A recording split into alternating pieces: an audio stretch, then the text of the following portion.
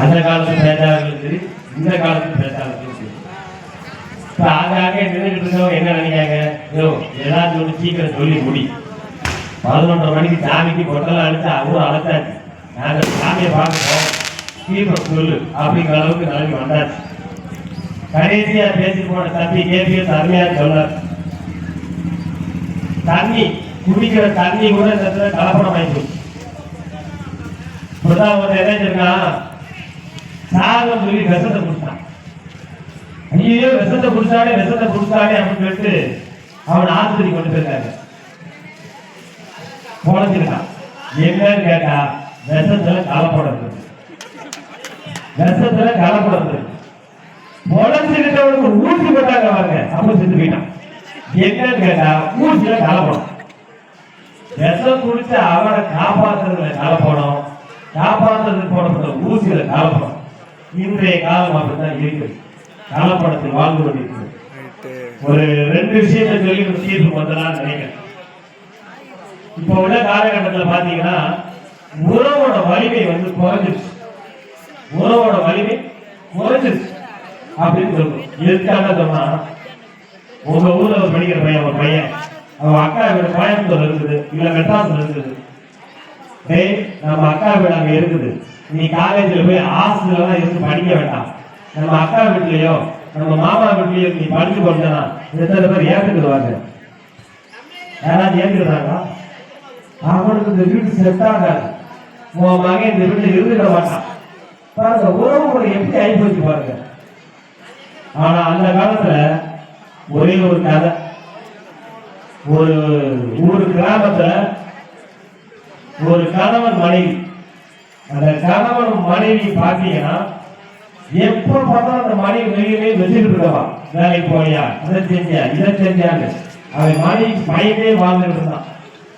ஏன்னா மனைவி எது சொன்னாலும் குற்றம் கண்டுபிடிச்சிருவான், என்ன செஞ்சாலும் குற்றம் கண்டுபிடிப்பான், பயன்கள் இருந்தான்.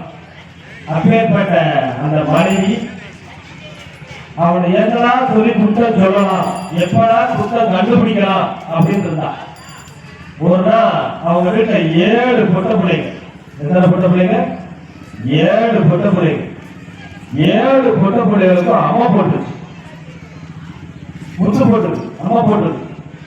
உடனே அந்த மனைவி என்ன செய்ய அந்த வரைக்கும் இருந்தவா, மனுஷா பொம்பளை பிள்ளை 7 பிள்ளையை பெற்றிருக்கிறோம், 7 பிள்ளைகளுக்கும் முத்து போட்டிருக்குது, அம்மா போட்டிருக்குது, நீ போய் இருக்க முடியல, போய் மாரியாத்தாவோட மஞ்சள் காப்பு எடுத்துட்டு வா அப்படின்னு சொல்ற.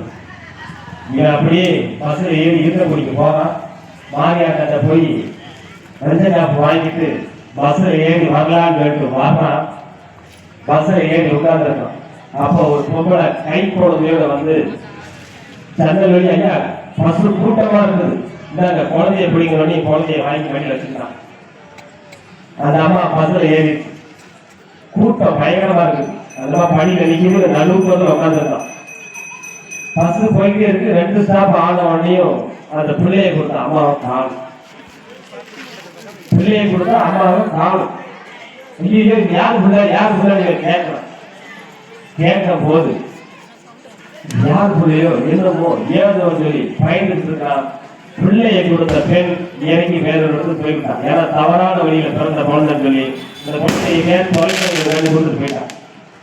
அவன் என்ன செய்யறான், இந்த குழந்தைய கொண்டுட்டு வீட்டுக்கு போக முடியுமா? ஏற்கனவே பொண்டாட்டி கருத்து கொண்டுவான், ஏற்கனவே 7 பொட்ட பிள்ளை, நம்ம என்ன செய்யலாம்னு சொல்லிட்டு அந்த அடுத்த ஸ்டாப்ல கீழே இறங்கிட்டான். பஸ்ல விட்டு இறங்கிட்டு உள்ளுக்காட்டுக்குள்ள இந்த பிள்ளைய போட்டுருவான் அப்படின்னு யோசிச்சான். ஆனா பிள்ளைய பார்க்கும் போது நட்டு மாதிரி இருக்கு, அதுவும் பொம்பளை பிள்ளை. ஏற்கனவே இவனுக்கு பொம்பளை பிள்ளை 7 பொம்பளை பிள்ளை. இதுல இந்த பொம்பளை பிள்ளை வேற போனா வீட்டுக்காரி நம்மளை கூட கொலையா கொண்டுருவான். கண்டிப்பா என்ன செய்ய முடியாது, வேற வழியே இல்லை, நம்ம தப்பிக்க நினைச்சா அந்த பிள்ளை எங்கேயாச்சும் போட்டுதான் போட்டு விட்டு பஸ் ஸ்டாண்ட்ல விட்டு இறங்கி கொஞ்சம் போய் ஒரு முழுக்காட்டுக்குள்ள குழந்தைய போட்டு வெளியே வரலாம். அப்படியே வரும்போது பார்த்தா எதுக்க ஒரு 4 நாய்கள் வருது. அந்த நாய்கள்லாம் பார்த்து என்ன வருதுன்னா, இந்த குழந்தையோட வாழையை பார்த்து இந்த நாய்கள் அந்த குழந்தைய ஓடும், கடிக்கு முதல்ல ஓடும். அந்த மனசுக்குள்ள பதறது, ஆகா சின்ன பச்சை குழந்தைய அந்த நாய்கள் சொல்லி குழந்தையுமே கடிச்சு தின்றுமேன்னு கேட்டு மறுபடியும் திரும்பி போய் அந்த குழந்தைய தூக்கி வந்துடலாம். வந்தாங்க காலையில போன மனுஷன் அந்த குழந்தைய கையில வச்சுக்கிட்டு வீட்டுக்கு வர்றதுக்கு பல யோசனைகள் செய்து வீட்டுக்கு போவா வேண்டாமா போவா வேண்டாமான்னு சொல்லிட்டு பல யோசனைகள் இருந்துகிட்டு அப்படியே வீட்டுக்குள்ள வாரம் ரீதியா என்னையா மனசா இருக்கக்குடி போனீங்க அம்மா காப்பு வாங்கிட்டு சொன்னேன் நீ என்னையா கையில எதுவும் கொண்டு வரன்னு பார்த்தா கையில ஒரு அழகான புத்தப்படு இவனுக்கு பழக்கம் எப்படி ஏற்கனவே 7 பொம்பளை வச்சிருக்கோம் முன்னாடி சும்மாவே போட்டு போயா சொல்லுவா இப்ப இதை வேற செய்யணும் என்ன செய்யணும் நடந்த விஷயத்த சொல்றான் ஏமா அந்த மாதிரி தெரியாம பஸ்ல உட்கார்ந்துருந்தேன் ஒரு பொம்பளை வந்து குழந்தைய கையில கொடுத்துச்சு நான் பஸ்ல விட்டு இறங்கும் போய் அந்த பொம்பளை எங்க இறங்கி போயிட்டு குழந்தை என்னன்னு யாருக்கு கொடுக்க தெரியல நான் முள்ளுக்காட்டுக்குள்ள போய் போனேன் நாயும் கடுத்து சொல்லிட்டு மறுபடியும் தூக்கிட்டு வந்துட்டு நடந்த உண்மையை சொல்றான் அப்ப அந்த மனைவி சொல்றான் யோ 7 பொட்டப்படையே கடவுள் நம்ம கொடுத்துருக்காரு ஆனா 8வது பொட்டப்படையா மாறியாக நம்ம வீட்டுக்கு அனுப்பி வச்சிருக்கான் 7வது ஒண்ணு 8வது நம்ம வளர்த்துக்கலையா நீ ஒன்றும் வருத்தப்படாதையான்னு சொல்லி அந்த காலத்து பெண் 7 பெண்கள் இருந்தாலும் பரவாயில்ல 8வது பொம்பளை நம்மளால வளர்க்க முடியும் ஆனா இந்த காலத்துல உள்ள ஒரு பெண்ணு தான் கூட பிறந்த அக்கா பிள்ளையவோ தம்பி பிள்ளையவோ படிக்கிறதுக்காக கூட தான் வீட்டில் வச்சுக்கக்கூடிய நிலைமை இல்லை ஆனா அந்த காலத்துல 7 பொட்ட பிள்ளைகள் இருந்தாலும் 8வதாக ஒரு பொட்ட பிள்ளையை வளர்க்கக்கூடிய ஒரு சூழலை உருவாக்கி கொடுத்துருந்துச்சு அப்படின்னா அது உறவு முறையோட வலிமை உறவுனா என்னன்னு தெரிஞ்சுச்சு அந்த காலத்துல அறிவியல் வளர்ச்சி குறைஞ்சிருந்துச்சு ஆனா ஆரோக்கியம் நிறைஞ்சிருந்துச்சு இந்த காலத்துல அறிவியல் வளர்ச்சி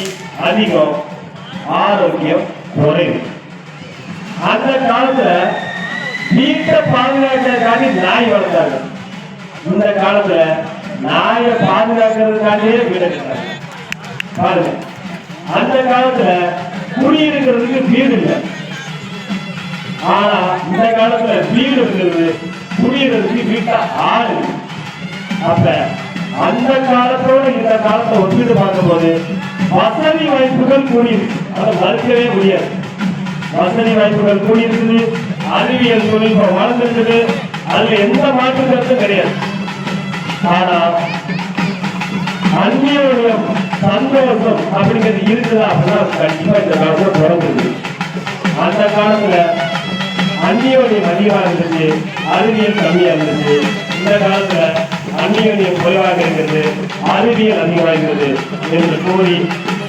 அதிகமான சந்தோஷமாக இருந்தது இந்த காலத்தை காட்டிலும் அந்த காலத்திலே அதிகமான சந்தோஷமாக இருந்தது கூறி அந்த காலமே சிறந்த காலம் அந்த காலமே அதிகமான சந்தோஷமாக இருந்த காலம் அந்த காலத்தில் தான் சந்தோஷம் இருந்தது என்று கூறி விடைபெறுகிறேன் நன்றி வணக்கம்